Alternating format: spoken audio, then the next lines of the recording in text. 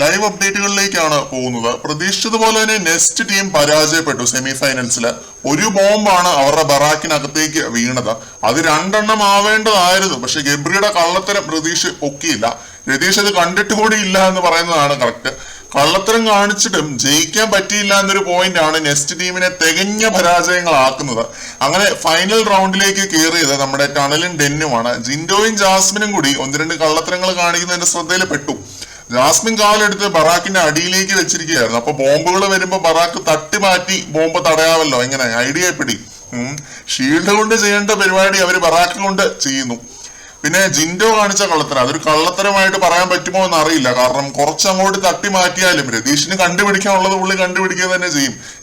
രതീഷിന്റെ വല്ലയേനെ കറക്റ്റായിട്ട് അറിയാം. അപ്പൊ തട്ടി മാറ്റുന്നത് കൊണ്ട് വലിയ പ്രയോജനമൊന്നും ഉണ്ടാവില്ല. അപ്പം അതുകൊണ്ട് തന്നെ ഒരു ഇഞ്ചോടിഞ്ച് പോരാട്ടത്തിന് ശേഷം നമ്മുടെ ടണൽ ടീം ഈ ടാസ്കും ജയിച്ചിരിക്കുകയാണ്.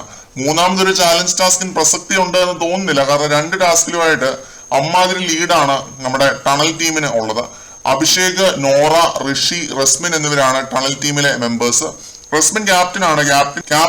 ക്യാപ്റ്റൻസി ടാസ്കിൽ കളിക്കാൻ പറ്റുമോ എന്ന് അറിയില്ല. വീണ്ടും ഒരിക്കൽ കൂടി. പക്ഷെ അവര് മിക്കവാറും റസ്മിനെ നോമിനേറ്റ് ചെയ്യത്തുമില്ല. ബാക്കിയുള്ള 3 പേരിലായിരിക്കും നോമിനേഷൻസ് നടക്കാൻ പോകുന്നത്. അഭിഷേകോ നോറയോ അല്ലെങ്കിൽ ഋഷിയോ ചിലപ്പോൾ ക്യാപ്റ്റൻ ആവും. അവരുടെ പവർ ടീമിൽ ഈ 3 പേരും ഉണ്ടാവും. കൂടുതൽ ലൈവ് അപ്ഡേറ്റുകളുമായിട്ട് വീണ്ടും കാണാം.